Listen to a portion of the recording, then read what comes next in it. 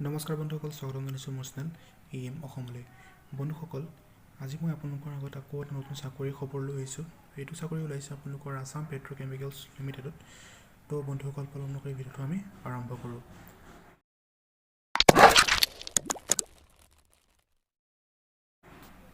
তো বন্ধুসকল, আছাম পেট্ৰ'কেমিকেলছ লিমিটেডত one of the pioneers in the field of petrochemicals, having very good track record of performance and implementing ambitious expansion plan invites application for contractual agreement in Boitamari project Bongaigaon। মানে আপোনালোকৰ এইটো contractual হ'ব। তো ক'ত হ'ব কৈ দিছোঁ, Boitamari project Bongaigaon ডিষ্ট্ৰিক্টত হ'ব। তো পোষ্টখিনি এনেধৰণৰ এছেঞ্চিয়েল কোৱালিফিকেশ্যনখিনি আৰু এক্সপিৰিয়েঞ্চ কিমান, এজ কিমান লাগিব তো জনাই দিছোঁ আপোনালোকক। তো প্ৰথম পোষ্ট ওলাইছে টাইপিষ্ট কাম ক্লাৰ্ক, কণ্ট্ৰেকচুৱেল হ'ব এইটো। তো আগতে কৈছোঁ মই আপোনালোকক। তো আপোনালোকে ইয়াত এছেঞ্চিয়েল কোৱালিফিকেশ্যন লাগিব graduate in any discipline with certificate diploma in computer application having knowledge of MS office. তো ইয়াত আপোনালোকৰ এক্সপিৰিয়েঞ্চো লাগিব। Preference shall be given to the candidate have experience in the line in any public, private sector or manufacturing industry। আপোনালোকৰ এইটোত কাৰণে typist cum ক্লাৰ্কৰ কাৰণে আপোনালোকৰ এক্সপিৰিয়েঞ্চ লাগিব আৰু গ্ৰেজুৱেট হ'ব লাগিব আৰু কম্পিউটাৰ ডিপ্ল'মা লাগিব। তো এজ হ'ব লাগিব 40 yearsৰ ভিতৰত, আৰু আপোনালোকৰ ইয়াত পোষ্ট ওলাইছে দুটা। তো বন্ধুসকল, তাৰপিছত পোষ্টটো হ'ল হেল্পাৰ। এইটো কণ্ট্ৰেকচুৱেল, আপোনালোকে গম পাইছে আগতে।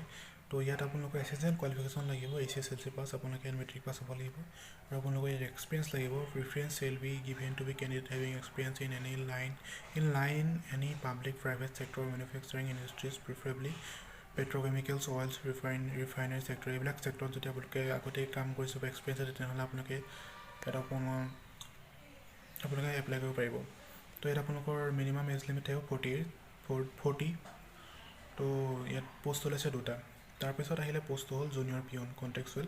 তো ইয়াত আপোনালোকৰ এছেঞ্চিয়েল কোৱালিফিকেশ্যন একেটাই, মেট্ৰিক পাছ, আৰু এক্সপিৰিয়েঞ্চ আপোনাৰ preference shall be given to be candidate having experience in line.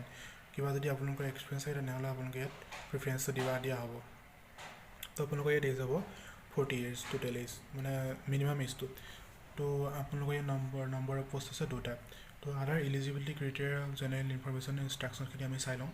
তো all qualification must B UGC recognized university, demand university or AICTE approved autonomous institution, government board whenever applicable of repute। মানে আপোনালোকৰ গোটেইখিনি recognise university হ'ব লাগিব, government institution হ'ব লাগিব, government board হ'ব লাগিব। তো তাৰপিছতে আহিলে 2 number point, wherever CGPA, OGPA or later grade in a degree is awarded, equivalent percentage of marks should be indicated in the application as norms adopted by university institute। আপোনালোকৰ CGPA খিনি, আপোনালোকৰ যোনখিনি number, সেইখিনি আপোনালোকে application লেটাৰখনত fill up কৰি দিব লাগিব। তো আপোনালোকৰ date of for determining age limit and experience will be 1/1/2021 ভিতৰত আপোনালোকৰ এজটো হ'ব লাগিব। তো এজ ছিলেকশ্যন এইবিলাকতো আছে, আপুনি গম পাইছে, SC SC কাৰণে, OBC কাৰণে। তো আপোনালোকৰ ৰিজাৰ্ভেশ্যন 5 নম্বৰ পইণ্টটো, reservation for specified category shall be followed as per government নৰ্মছৰ মতে যিখিনি ৰিজাৰ্ভেশ্যন থাকিব, তাত আপোনালোকৰ ৰিজাৰ্ভেশ্যন থাকিব। তাৰপিছত আহিলে আপোনালোকৰ হাউ টু এপ্লাই, কেনেকৈ এপ্লাই কৰিব ইয়াত, সেইটো আপোনালোকক মই জনাই দিছোঁ। ইয়াত আপোনালোকে application should be sent by ordinary speed post courier details biodata in prescribed format only, mentioning clearly name of the post applied for at the top of the envelope. তো আপোনালোকে ইয়াত স্পীড পোষ্ট কৰিব লাগিব, আৰু application ফৰ্মেটখন মই আপোনালোকক ডেছক্ৰিপশ্যনত দি দিম, আৰু ইয়াতো এডভাৰটাইজমেণ্টৰ লগতে দি আছে, আপোনালোকে প্ৰিণ্ট কৰি ল'ব পাৰে। চেল্ফ এটেষ্টেড ডকুমেণ্টছ লাগিব। তাৰপিছতে আপোনালোকৰ 20 ডেইজৰ ভিতৰত আপোনালোকে ইয়াত পঠাব লাগিব। তো এড্ৰেছটো আপোনালোকক মই ডেছক্ৰিপশ্যনত দি দিম। তো এড্ৰেছটো হ'ল, এপ্লিকেশ্যন শুড বি এড্ৰেছটো বা TY general manager SI Assam petrochemicals limited, Namrup PO Parbatpur 786623, district Dibrugarh, Assam. আপোনালোকে applicant must be resident of Assam হ'ব লাগিব, আপোনালোকে আছামৰ স্থায়ী বাসিন্দা হ'ব লাগিব। তাৰপিছতে আপোনালোকৰ পিৰিয়ড অফ ছাৰ্ভিচ, মানে কিমান বছৰ ছাৰ্ভিচ কৰিব লাগিব, কণ্ট্ৰেকচুৱেলটো কিমান বছৰৰ কাৰণে আপোনালোকক কৈ দিছোঁ, 3 বছৰৰ কাৰণে। তাৰপিছতে আপোনালোকৰ যোনটো কণ্ট্ৰেকচুৱেলৰ যোনটো আপোনালোকৰ দৰমহা হ'ব, আপোনালোকৰ কিমান দৰমহা দিব, তো আপোনালোকক জনাই দিছোঁ। ইয়াত 14 নম্বৰ পইণ্টত কৈছে যে consolidated monthly salary will be paid in the following manner. For typist cum ক্লাৰ্কৰ কাৰণে প্ৰথম ইয়েৰত দিব আপোনালোকক 11,000, নেক্সট ইয়েৰত দিব 13,500, থাৰ্ড ইয়েৰত দিব 16,000। তো ছেকেণ্ডটো হ'ল হেল্পাৰ আৰু জুনিয়ৰ পিয়নক ফাৰ্ষ্ট ইয়েৰত দিব 9,000 আৰু ছেকেণ্ড ইয়েৰত দিব 11,500 আৰু থাৰ্ড ইয়েৰত দিব 14,000। তো আপোনালোকৰ ৱৰ্কটো হ'ব বৈতামাৰী ডিষ্ট্ৰিক্ট বঙাইগাঁও। এইটোতো আপোনালোকে কৈছিলোঁ প্লেচ অফ ৱৰ্কটো। আপোনালোকে ইণ্টাৰভিউৰ কাৰণে কোনো ধৰণৰ ইয়াত কোম্পানীয়ে কোনো ধৰণৰ খৰচ বহন নকৰে।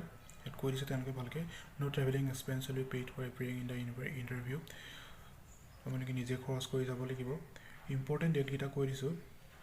আপোনালোকে availability of prescribed application form in website 5 তাৰিখৰ পৰা আপোনালোকে ইয়াত এপ্লিকেশ্যন ফৰ্মখন পাই যাব 24 তাৰিখৰ ভিতৰত। লাষ্ট ডেট আছে 24/2/2021। 24/2/2021 ভিতৰত আপোনালোকে এখন পঠাব লাগিব। তো এতিয়া আমি আহিলোঁ এপ্লিকেশ্যন ফৰ্মেটখন। এইখনেই এপ্লিকেশ্যন ফৰ্মেটখন আপোনালোকে ধুনীয়াকৈ ফিল আপ কৰি পঠাই দিব পাৰে। কাৰণ আপোনালোকে কম্পিউটাৰ দোকানত গৈ A4 চাইজত প্ৰিণ্ট কৰি ল'ব আৰু ধুনীয়াকৈ ফিল আপ কৰি স্পীড পষ্টত পঠাব। মই সুন্দৰকৈ এড্ৰেছটো আপোনালোকক ডেছক্ৰিপশ্যন দি দিম। যদি ভিডিঅ'টো চাই ভাল পায় তেনেহ'লে লাইক কৰিব, কমেণ্ট কৰিব, শ্বেয়াৰ কৰিব আৰু এনেধৰণৰ চাকৰি খবৰ পাই থাকিবলৈ মোৰ চেনেলটো ছাবস্ক্ৰাইব কৰিব পাৰিব। ধন্যবাদ।